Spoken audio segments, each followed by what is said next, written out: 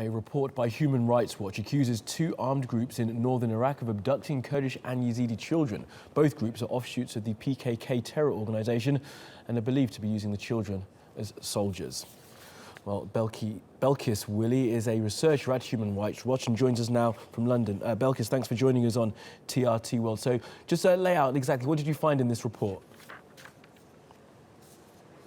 So we spent a considerable amount of time investigating allegations that we had received that the local offshoot of the PKK, called the YB, as well as the PKK itself, its armed wing, were actively recruiting children, particularly Yazidi children, in camps that the Yazidis who fled from Sinjar are now residing in northern Iraq, and from within Sinjar itself. We spent time in these camps, we spent time in Sinjar, and we spent time in another area of northern Iraq, in Halabja, where we also found cases of recruitment. We found 29 children, Yazidis and Kurdish children, who had been recruited by the PKK to be fighters in the context of the conflict against ISIS. And Belkis, just how many children in total do you think you're looking at here? Does it not go into the hundreds, into the thousands? You said you found 29 definite. Just how many people do you think have been taken into working as child soldiers? You know, it's hard to give a number. Our research is sort of a drop in the bucket in that these are the cases we were able to find. However, I would say that the children we spoke to who had gone to PKK training camps, spent considerable time there, trained, then became fighters, they said that there were many, many, many other children with them. And Belkis, of course, child soldiers being used is something we will have heard about before, especially in conflicts in sub-Saharan Africa and across in other parts of the world. Just what can be done to try and stop the recruiting of children into conflicts? Or is the fact that we live in a very violent world with lots of conflicts everywhere, is this just an inevitability?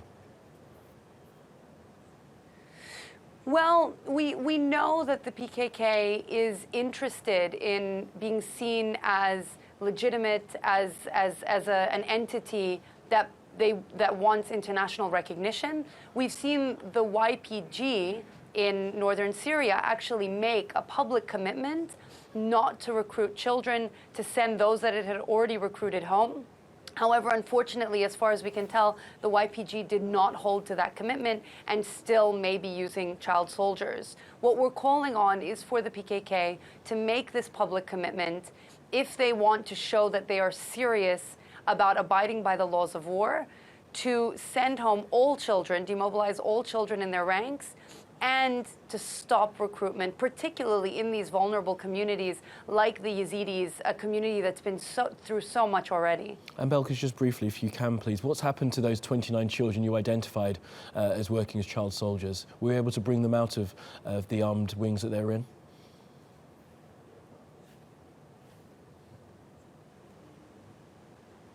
Belkis, if you can hear me? We seem to have lost... Yeah, the line keeps dropping. Sorry, OK, just as quickly as you can. What happened to those 29 kids that you identified as child soldiers? Were you able to bring them out of the armed wing that they were in?